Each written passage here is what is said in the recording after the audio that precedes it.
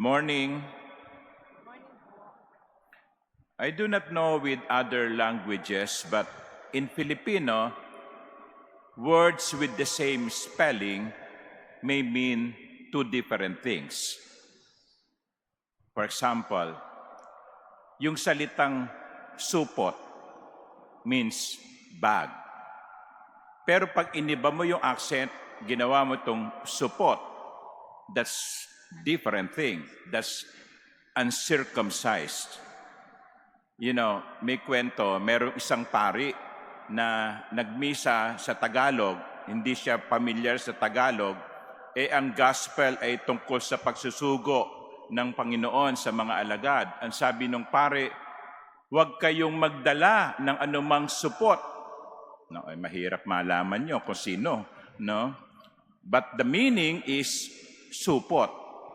So, they may mean, they may have the same spelling, but they may mean two different things. Another is pagpapala. Pagpapala o pinagpala. Pinagpala means blessing. You were blessed. Pero same spelling, spoken differently, pinagpala. Yung una, pinagpala, mariin. Yung pangalawa, pinagpala, we were asked to do some shoveling, di ba? Pinagpala. So yung pinagpala at pinagpala, they spelled the same thing, but they can mean two different things. Blessing and hard work. Blessing and sacrifice.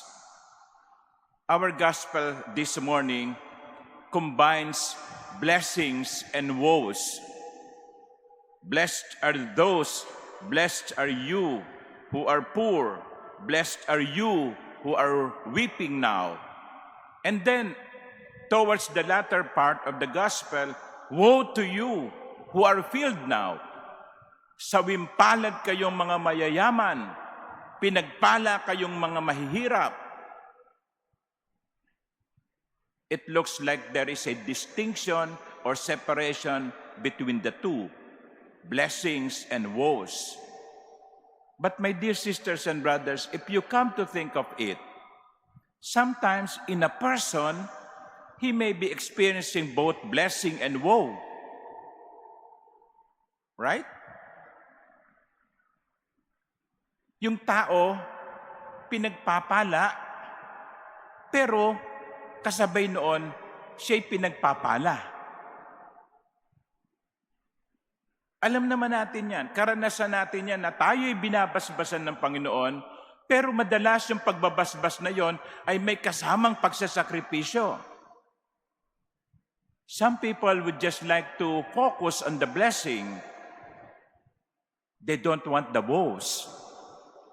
Some people would just like to have the grace, but they don't want to make any sacrifice. Hindi ho. Sa pamamaraan ng Diyos, kung minsan yung pagpapala ay may kasamang pagpapala. Kung ayaw mo ng hirap, huwag ka maghintay ng pagbabasbas. And this is the challenge to all of us, that when we give thanks to the Lord because we are blessed, we should be able also to give thanks to the Lord when we are suffering.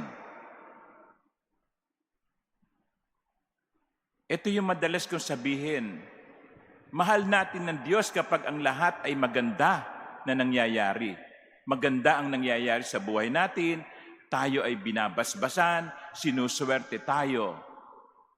Pero mahal pa rin ba natin ang Diyos kapag dumarating na sa ating buhay ang mga pagsubok? Mahal pa rin ba natin ang Diyos kapag tayo ay nakakaranas na ng pagpapasan ng krus? Blessings and woes, sometimes they come together.